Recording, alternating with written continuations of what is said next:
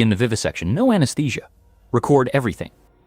The order was written in Japanese on a laboratory log sheet dated November 25, 1938. Outside, the temperature in Harbin had dropped below -20 degrees Fahrenheit. The Songhua River was frozen solid. Manchuria was silent under snow. Inside the Pingfang district, at approximately 45.75 degree N, 126.63 degree E, a man was tied to a wooden table. He was still alive. His name was never recorded. He was logged only as Maruta, log. That's what they called them, logs. On December 13, 1937, Japanese imperial forces entered Nanjing and began what would become known as the Nanjing Massacre. Over the next 6 weeks, an estimated 200,000 to 300,000 Chinese civilians and prisoners of war were murdered. Women were raped. Families were executed in the streets. But what followed in Manchuria would be more methodical, more clinical, and in many ways more horrifying. Officially, it was called the Epidemic Prevention and Water Purification Department of the Kwantung Army. Unofficially, it was Unit 731. The complex spanned more than 6 square kilometers in Pingfang, just south of Harbin, in what was then Japanese-occupied Manchukuo. It was constructed beginning in 1936 under the direction of one man, Lieutenant General Shiro Ishii. Born June 25, 1892, in Chiyoda Village, Japan, Ishii was a microbiologist. He was charismatic, ambitious, and obsessed with the idea that biological weapons could secure Japan's dominance in Asia.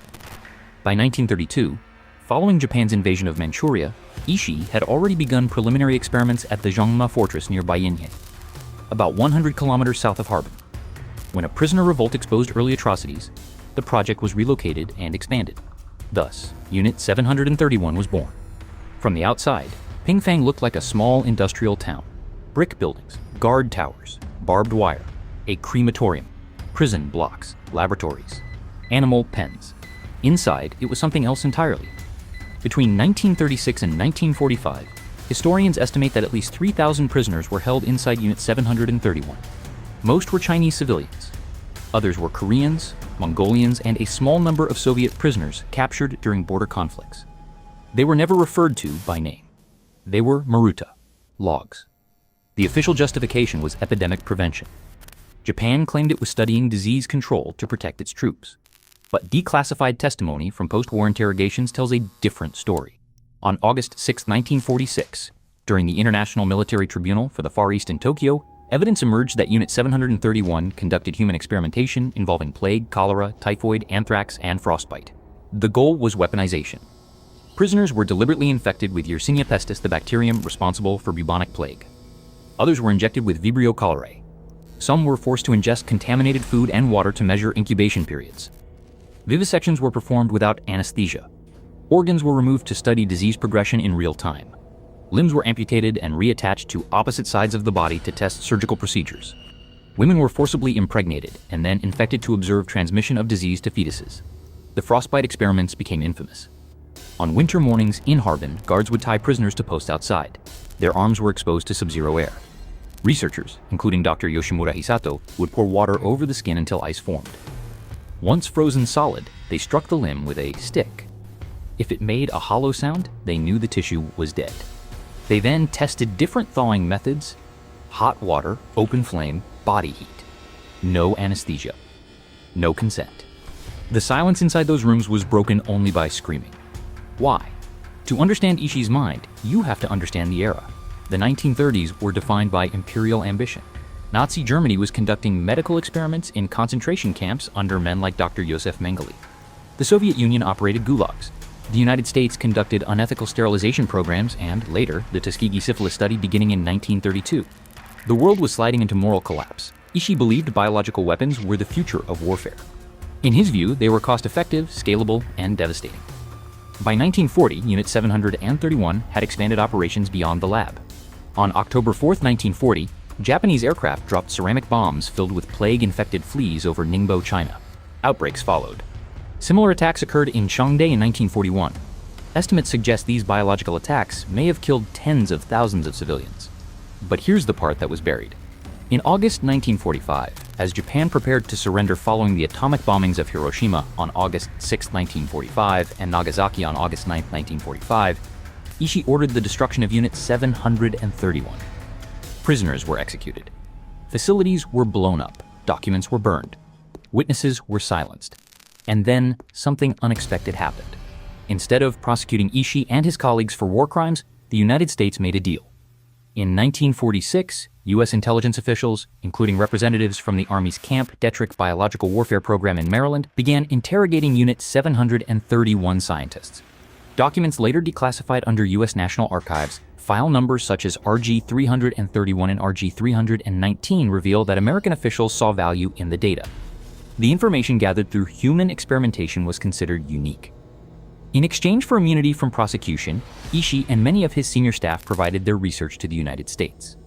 This decision was confirmed in declassified memoranda dated May 6, 1947, referencing a recommendation that prosecution was not necessary due to the intelligence value. Shiro Ishii was never tried for war crimes. He died of throat cancer on October 9, 1959, in Tokyo. Dr. Masaji Kitano, his successor, went on to work in Japan's pharmaceutical industry. Many others reintegrated into society. Meanwhile, the victims remained nameless. The American context is impossible to ignore. At the same time, the U.S. was conducting the Nuremberg trials against Nazi doctors beginning December 9, 1946. It was quietly shielding Japanese counterparts. Why? Because the Cold War had begun. The Soviet Union was advancing its own biological weapons program. U.S. officials feared that if Japan's data fell into Soviet hands, it would shift the balance of power. So justice was compromised.